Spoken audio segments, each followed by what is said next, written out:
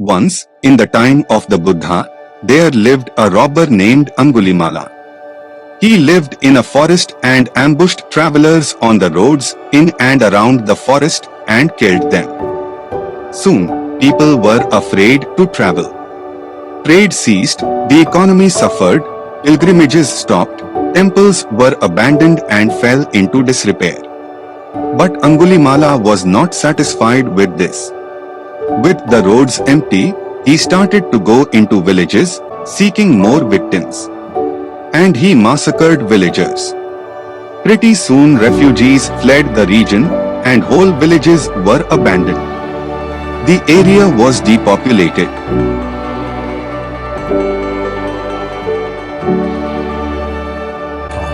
Angulimala, he never took money or anything from his victims. He only took from each of them one finger. He wore the fingers of his victims in a necklace. That's how he got his name, Angulimala. A mala is a bracelet or a necklace, and Angulimala is finger necklace. Angulimala's parents lived in the area, but all they heard about was a murderer with this nickname. They had no idea that it was their own son. But one day, his mother, through divine omens, realized the truth and went to go find him. Now, Buddha and his followers were camping nearby, and Buddha through his superpowers knew that Angulimala's mother was going to find him, and that if she did, Angulimala would kill her. And if you kill your mom, you will be reborn in hell for innumerable lifetimes. So, Buddha set off briskly to reach Angulimala before his mom did. Imagine the scene. Buddha, a thin little man, arrives in an empty village. The smell of corpses everywhere. He is wearing a thin robe and he is holding a stick, and that's all he has. He stands in the middle of the dusty main street, barefoot. Suddenly Angulimala leaps from an alleyway.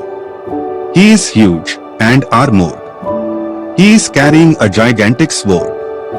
He charges toward the Buddha. But even though Angulimala is running at top speed, the earth between them stretches so that he can't actually reach the Buddha. He shouts, "You stop." Buddha says, "I am standing still. I have put down the sword for all beings. You are unrestrained toward beings. Therefore I am standing still. You are not standing still." Angulimala is impressed. He is astounded by the Buddha's courage.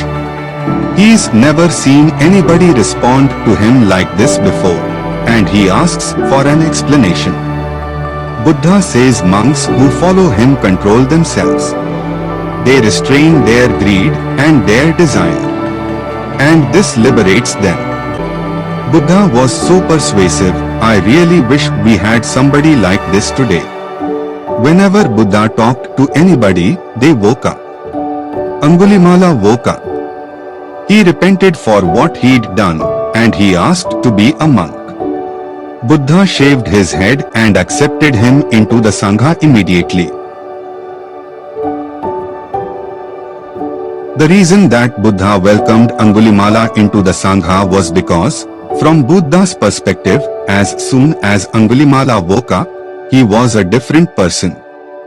Buddha gave him a different name, Ahinsaka, meaning harmless. And now he is a monk, one of the noble ones, and so he belongs with the monks in the community.